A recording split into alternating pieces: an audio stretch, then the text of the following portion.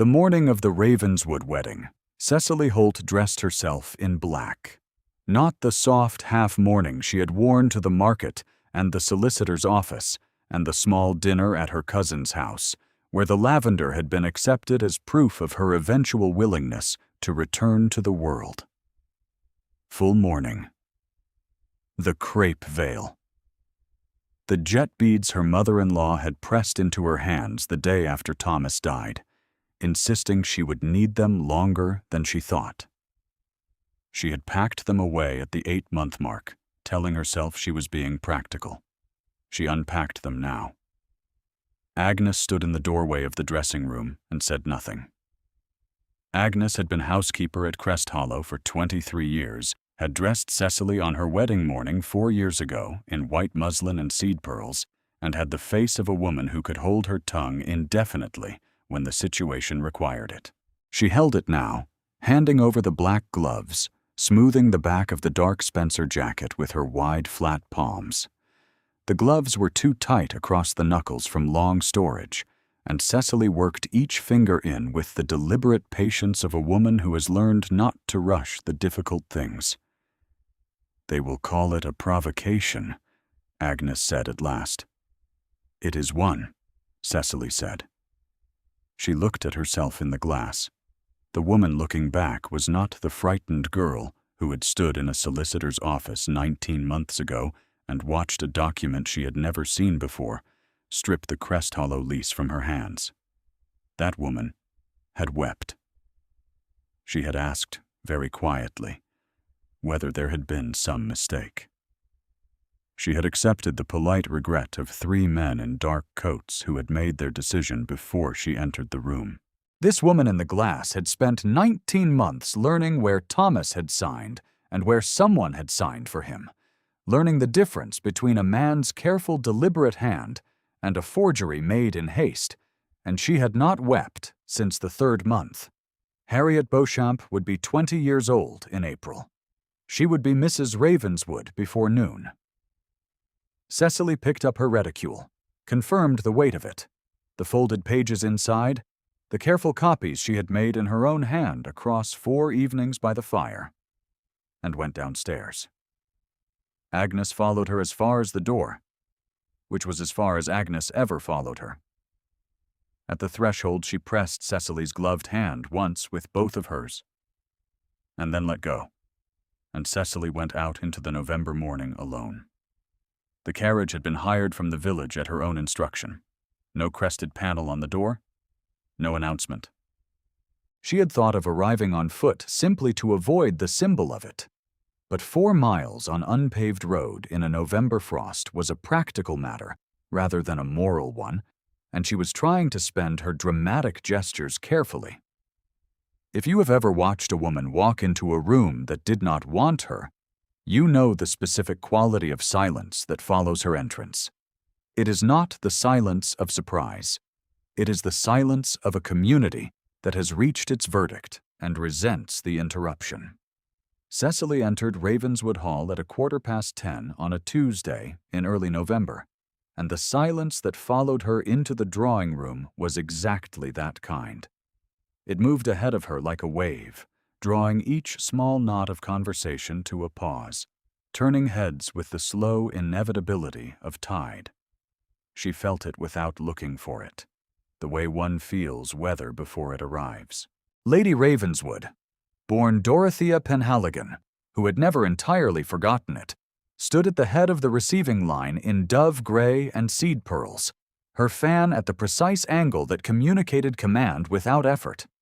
She had organized the sequence of the morning with the attention to detail of a general, placing family in the chapel and guests in the drawing room until the ceremony, then the breakfast in the long gallery and toasts at 12:30. She had not organized for this. Her eyes moved over Cecily from the veil to the hem, and then to the gloves, black to the elbow, and something shifted in her face that was not quite emotion, but was adjacent to it. In another woman, it might have been called alarm. In Lady Ravenswood, it was simply the expression of a person recalculating a sum she believed she had already solved. "Mrs. Holt," she said. The two words carried everything. Lady Ravenswood, Cecily said. You are kind to have me. She had not been kind to have her. The invitation had been a political miscalculation on Ravenswood's part, issued in the flush of confidence that comes with believing one has won entirely. He had sent it in August, when the lease question seemed settled beyond appeal, when Cecily had gone quiet in a way he had interpreted as surrender. She had not corrected the interpretation. She had kept the invitation on the mantelpiece for 2 months, and then accepted, very simply, in her own hand, on the morning she finished the last of the copied pages. To the household staff at Ravenswood Hall, she was already known as the inconvenient widow. She had learned this from Agnes, who had learned it from the laundress's sister, who came twice a week from the village. The phrase had arrived on a Wednesday afternoon 3 weeks prior, delivered with the careful neutrality of a woman conveying a fact she considers useful rather than pleasant, and Cecily had received it in the same spirit and filed it in the particular cabinet of her mind she reserved for information that would eventually serve a purpose. She found a seat near the window and waited. She saw Edmund Carver before he saw her. He was standing near the far door with a glass he had not touched, turned slightly away from the room as though considering the light on the grounds outside. 34 years old, the 3rd Earl of Ashford, dark-haired and broad-shouldered in a fitted charcoal coat, his cravat perfectly tied in a way that suggested not vanity, but habit. Thomas had called him the most reliable man in England, which was the highest praise Thomas knew. She had believed it once. She had revised the belief across 19 months of silence, not to the opposite conclusion, but to something more complicated. The assessment of a man who was reliable in ordinary circumstances and paralyzed by something specific that she had not yet been given enough of the story to name. He turned and saw her. She watched his face change. It was not a dramatic change. Edmund Carver had spent 34 years schooling his expressions into something closer to stone than most men managed. But she had known him long enough to read the small fractures. The hand at his side closed briefly. He looked at her mourning dress, at the crepe veil, at the black gloves still tight across the knuckles, and then at her face, and then away. She had expected that too. Edmund crossed to her in a moment, because not crossing would have been too visible a statement. Mrs. Holt, he said. His voice was very low. My lord, she said, you look as though you expected me. I hoped you would not come. I know you did. She looked past him at the room. Where is the bride? In the chapel anteroom. Her mother is with her. He paused. Cecily. Do not, she said quietly. Not today. We will speak after. He said nothing more, but he did not move away, and she was aware of him standing 2 feet to her left for the next 20 minutes, while the drawing room filled and the chatter of a wedding morning assembled itself around them both. She heard, through the surface of adjacent conversations, the 2 names that kept appearing like stones in a shallow stream, Ravenswood and Holt. Ravenswood said with the ease of a name that had been in the county's mouth for 30 years. Holt said with the careful brevity of a name that no one quite knew how to place anymore. The ceremony was brief and the chapel cold, and Harriet's face, visible in profile beneath the lace trim of her bonnet, was the face of a young woman doing her duty. There was no joy in it. There was the careful composure of a girl who had been told what happiness looked like and was attempting to reproduce it, the way one copies a watercolor from a plate in a book without understanding the brush strokes that made the original feel alive. Cecily watched her say the words she was meant to say, and felt the folded papers in her reticule with one press of her fingers, and steadied herself. The register had not been signed yet. That was the important fact. The register was in the vestry, and they would sign it at the breakfast before the toasts, a minor procedural detail the Ravenswood family had adopted from some old custom of the house. She had confirmed this 3 weeks ago, carefully and from a distance, through a conversation with old Mrs. Pell, who had attended the last Ravenswood wedding 30 years prior, and remembered everything. The long gallery was arranged with the thoroughness that only old money and anxious planning could produce. 6 round tables dressed in ivory and gold, candles already lit against the November gray of the windows, the smell of beeswax and cold flowers, and the particular undernote of a room that had been overwarmed for the occasion. The chandelier above the long table held 40 candles. Cecily counted them without meaning to, and the light they threw was soft and golden, and specifically designed to make everyone in the room look their best. She sat beneath it in black and felt the contrast as a statement she had not needed to make aloud. Cecily took her assigned seat, which was at the far end of the room near the second fireplace, a placement that communicated, as clearly as a note would have done, that Lady Ravenswood had thought carefully about where to put her. Edmund was seated 3 tables away. She could see him from where she sat if she chose to look, and she did not choose to look. She needed the next hour to be quiet. It was not quiet. Mrs. Beauchamp, the bride's mother, a small woman in bronze silk with the eyes of a woman who had spent 20 years navigating drawing rooms by calculation rather than affection, leaned toward the woman at her left during the soup course and said in a voice pitched at the exact level that carries without appearing to project. Lady Ravenswood managed it graciously, I thought, seating the inconvenient widow at the edges. One could hardly refuse the invitation once issued, but one needn't make her comfortable. The woman at her left murmured agreement. Several heads in the immediate vicinity turned, almost involuntarily, toward Cecily's end of the room, then away.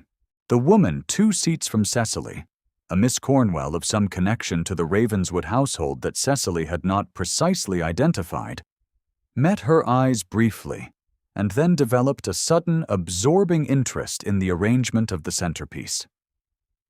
Cecily looked back at her plate. She ate the soup. She thought about the first time she had heard the phrase.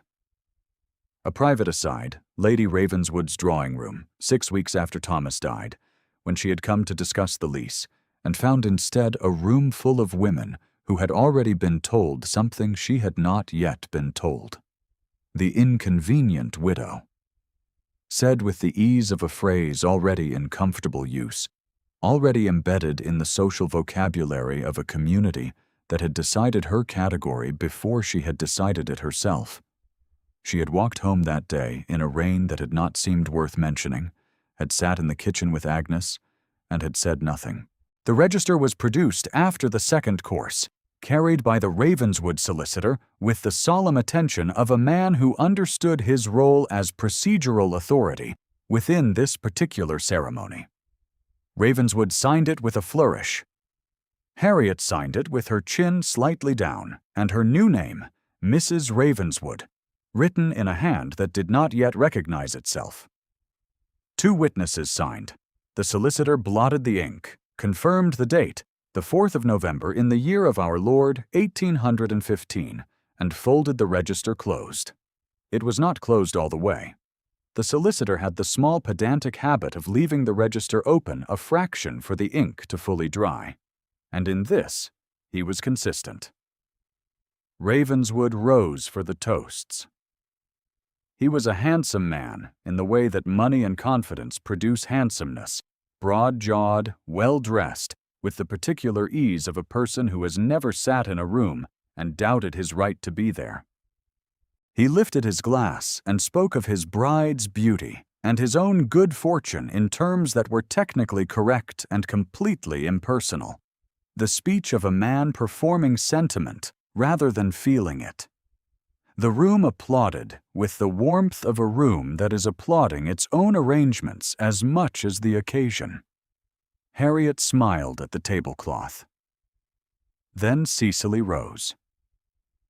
She did not ask permission. There was a brief, fractured moment of pure social dissonance. A widow in mourning standing at the far end of the gallery with her glass raised, and then the room went quiet with the quality of held breath. One of the footmen near the sideboard took a half-step forward and then stopped, uncertain of his instruction. Lady Ravenswood's fan went still. "I have known Gerald Ravenswood," she said, and her voice carried cleanly in the silence. "For 7 years. I knew him as my husband's business associate.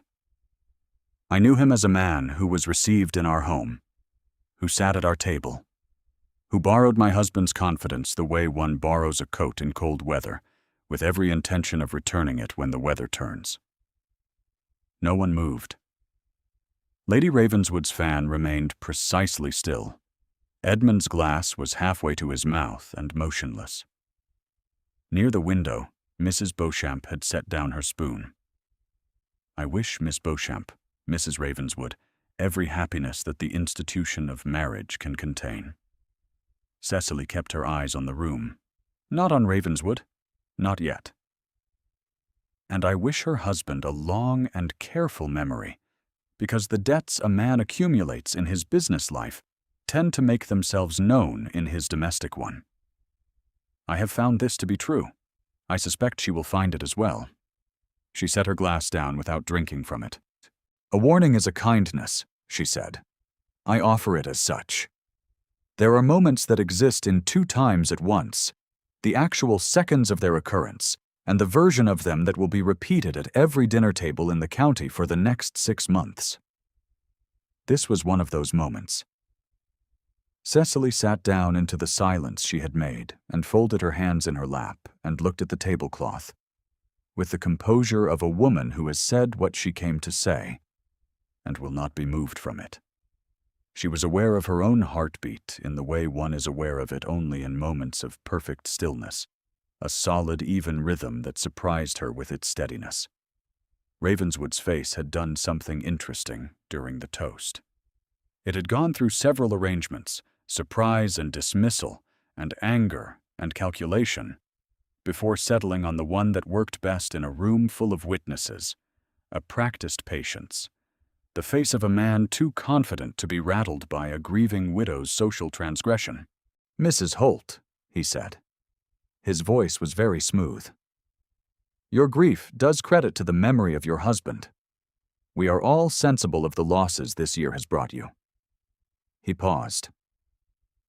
"I believe Mrs. Croft has arranged a carriage for the afternoon, if you require an early return." He had not arranged for her to be removed. He had arranged for her to remove herself, which was better theater. She was aware of Edmund across the room, and she did not look at him. She was aware of Lady Ravenswood's composure reforming around this new arrangement, and she did not look at her. She looked at Harriet, who was looking at her with an expression that was not gratitude and not fear and not confusion, but something more precise than any of those things, the expression of a young woman who has just heard, for the first time, a sentence that names what she already knows. Then Edmund stood up. She had not expected that.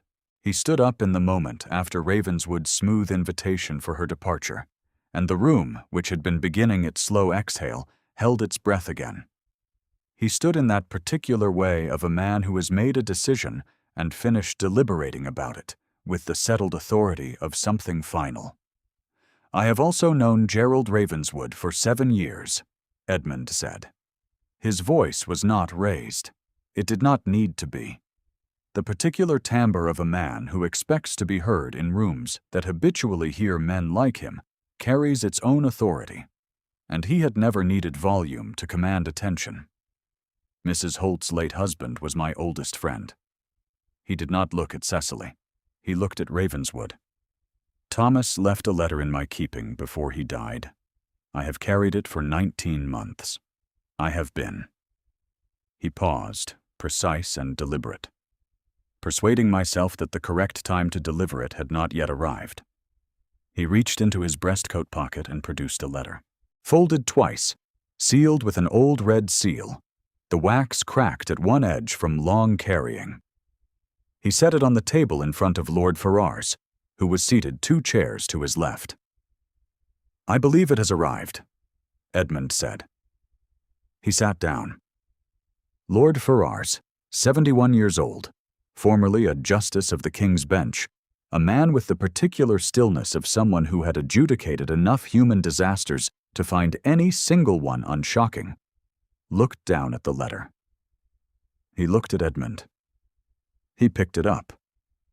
The room did not exactly breathe during what followed, but it did not stop functioning either. The candles continued to give their light. The wine in the glasses remained wine. He broke the cracked seal and read.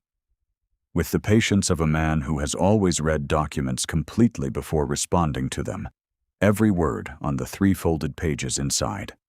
When he was done, he folded the pages back along their original creases and placed them on the table. "Mr. Ravenswood," he said, "I should like a word." That was all. 4 words in a judge's flat register, and they were enough. Ravenswood's face went through its rearrangements again, and this time none of them settled. Lady Ravenswood's fan closed. Mrs. Beauchamp looked between the old justice and her daughter, and then at the register, still lying open on the sideboard with its ink not quite dry. Edmund had not looked at Cecily since he sat down. She looked at him. She looked at the line of his jaw and the precise way he held himself upright in the chair, which she recognized now for what it was.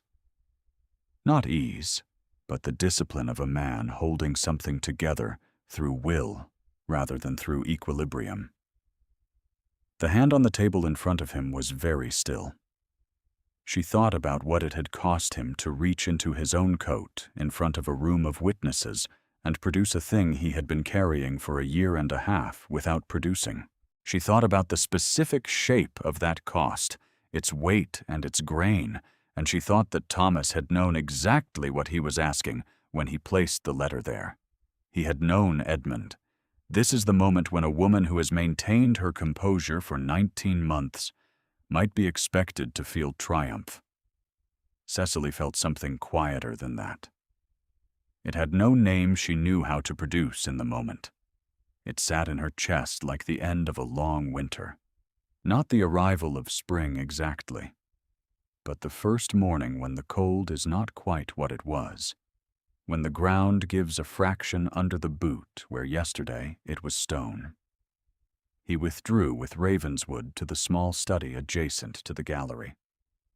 The solicitor followed, then 2 other gentlemen whose connection to the legal machinery of the situation became apparent from the decisiveness with which they rose. The door closed. The wedding breakfast continued, in the fractured way that social occasions continue, when a significant structural element has been removed from them, the way a room continues to be a room after a wall is taken out. Conversation resumed in careful, quiet eddies. Harriet sat very still with her hands in her lap, the register visible over her left shoulder, and she did not speak to anyone, and no one spoke to her. And after a time her mother crossed the room and sat beside her, and took her hands. And neither of them said anything at all. Lady Ravenswood looked at Cecily from across the gallery with the expression of a woman calculating what has been lost, and finding the sum larger than she had prepared for. She had organized for a different morning. She had arranged the tables and the flowers and the seating with the precision of a general, and the particular general's understanding that one cannot organize against every variable had failed her at the specific point where confidence becomes its own blind spot. She looked at Cecily, and Cecily met her gaze, not with triumph, and not with apology. And after a moment, Lady Ravenswood turned away. There was nothing to say that would have served. Cecily sat at her table. She drank the rest of her wine. She waited. Edmund appeared at her side, not from across the room as she had expected, but simply present, as though the distance between his chair and hers had been a technicality rather than a distance. He sat in the empty chair beside her. The letter, she said. Thomas wrote it in the last week, he said. He knew he was dying. He had known for a month. He gave it to me and said to keep it until the right time. Edmund looked at his hands. He had found the discrepancies himself. He listed them. He named Ravenswood. He named me as the one person he trusted to know what to do with it. She said nothing. I told myself you were grieving, he said. I told myself the legal question was not yet decided. I told myself there was no evidence beyond Thomas's suspicion, and the letter would only cause pain without producing justice. He paused. I was a coward. You were afraid, she said. Yes. There is a difference. She had meant it as a concession, but it came out as something more complicated than that. Thomas told me about the inquiry, what happened in 1811. The friend you testified against who was later cleared. Edmund was very still.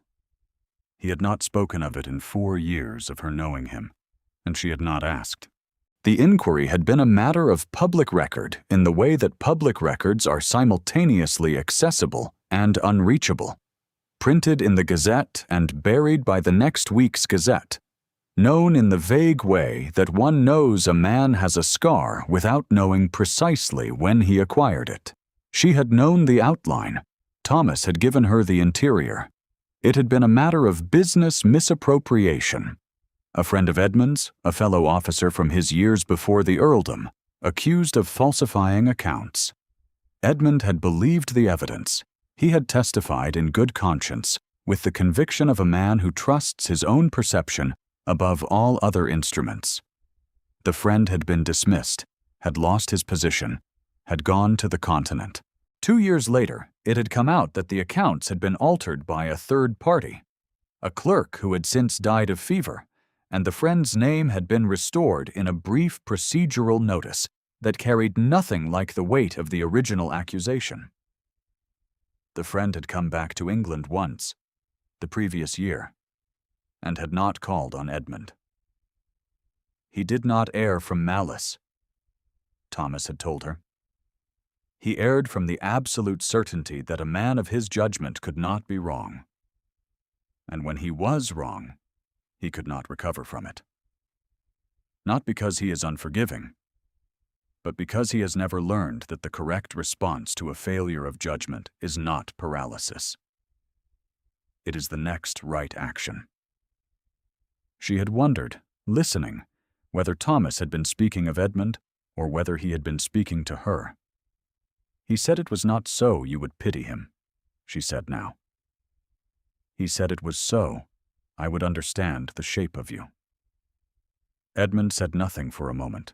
Outside the tall windows of the gallery, the November afternoon was completing its descent, the grounds going to gray, the distant tree line losing definition. He was more generous than I deserved, Edmund said at last. He was accurate, Cecily said. He was almost always accurate. It was one of the things that made him difficult to argue with. Edmund looked at her with the expression she had not yet named, and then at the closed study door, and then back. I have been afraid, he said, to trust my judgment in anything that matters, in anything where being wrong has a cost. He paused. You forced my hand today. You walked in here in mourning and said the true thing in front of 40 people who did not want it said, and you did it without flinching, and I understood that if I stayed in my chair while you did it, I would be the kind of man who is not worth the letter Thomas put in my pocket. She felt the truth of this land without showing what it cost her to hear it. The next right action, she said. He heard Thomas in it. She saw him hear it, the small fracture at the corner of his mouth. The next right action, he said. Through the closed study door came the low procedural cadences of men deciding things. The old justice's voice, steady and declarative. The solicitor's voice, quicker and more concerned. Ravenswood's voice, attempting confidence and finding less of it than he had carried in. After a time, there was a long silence, and then the sound of the door. The old justice emerged first. He crossed directly to the solicitor's table where the register lay, picked it up, turned to the page bearing the Mourning's signatures, and spoke briefly with the wedding solicitor in terms too low to carry across the room. The wedding solicitor nodded, with the expression of a man relieved to have the decision made for him, and withdrew with the register under his arm. Harriet Beauchamp watched the register leave the room. Her hands, still in her mother's, went slack.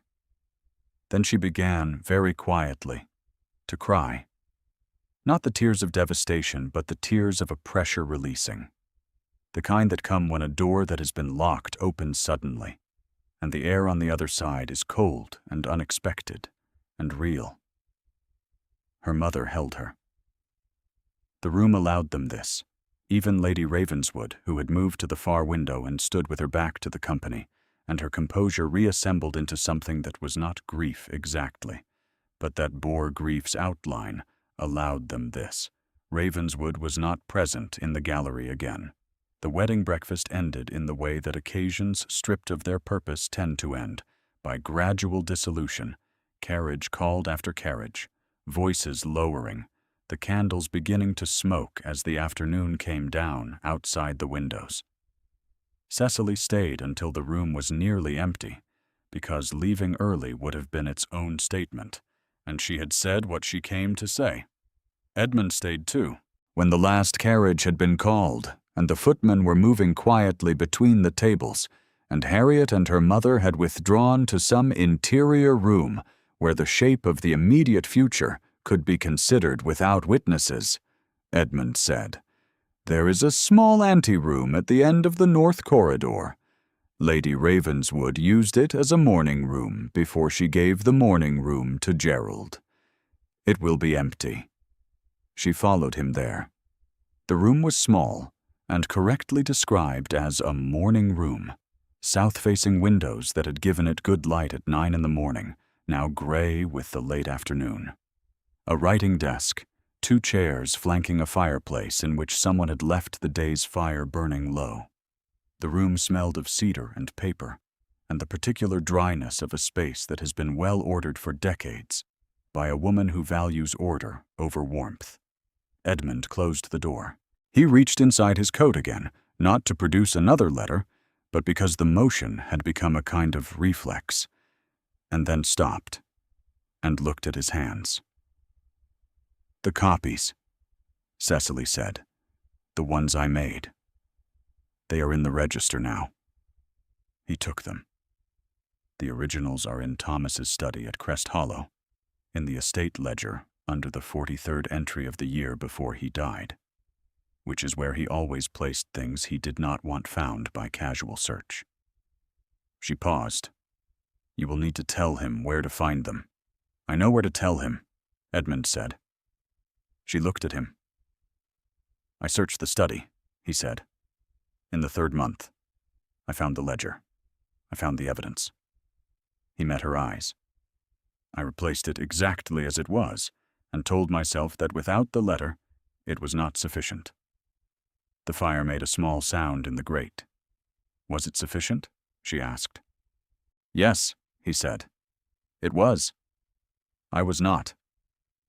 She had thought she was done with anger, but she felt a small, precise movement of it, and let it pass, because what replaced it was something she had no familiar name for either, a recognition of the full cost he was admitting.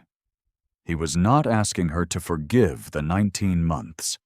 He was simply naming them with the accuracy she had asked of him, without apology that was not earned, and without defense that was not true.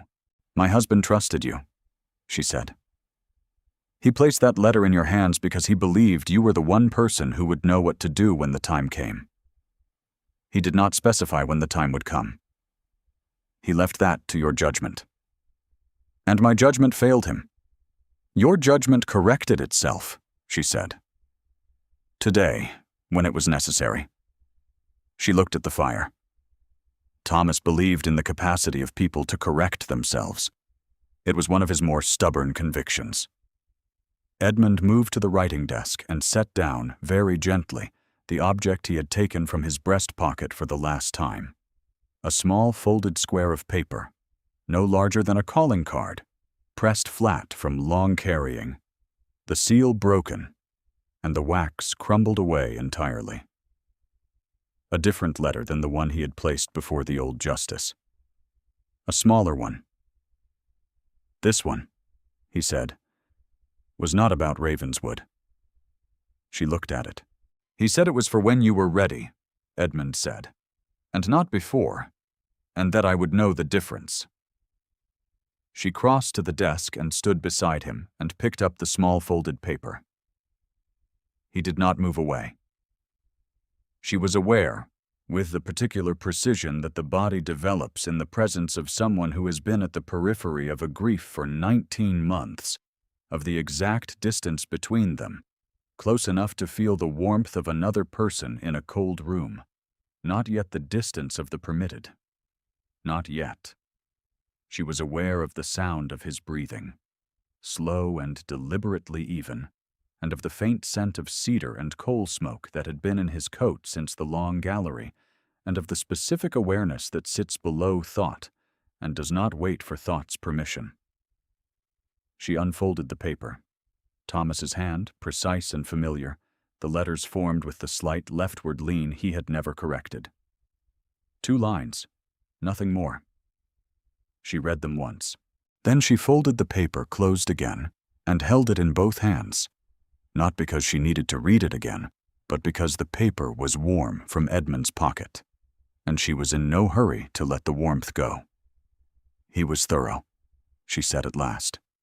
He was, Edmund agreed.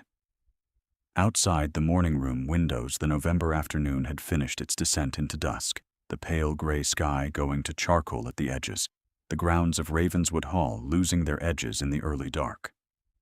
Somewhere in the house a fire had just been lit in a distant room. She could smell new smoke. The wedding guests were gone. The gallery was emptying. The register had gone with the solicitor, and would not now be entering the public record in the form anyone had expected this morning. She was still holding the letter. Edmund did not speak. He was very still beside her, with the quality of stillness that she had spent a year misreading as coldness and now recognized as the particular restraint of a man who is holding himself carefully in place, because the alternative is not caution, but the opposite of it. She felt, for the first time in 19 months, that the room she was standing in did not require anything from her. It did not require composure or courage or the precise management of her own expression. It required only that she be present in it, which was a different thing entirely. He says, she said, that you will make me angry at least once, probably twice, and that I should not let either occasion persuade me that the anger is the whole of you. He was not wrong, Edmund said. He rarely was. She turned slightly toward him, the paper still in her hands. He also says that the man who makes me angry in those specific ways is the one worth the argument. Edmund looked at her with the fractures visible in his face, the ones she had learned to read, and she saw in them, without the obscuring distance of grief or wariness, or the careful studied neutrality she had been maintaining for 19 months, the full shape of what had been there since long before today.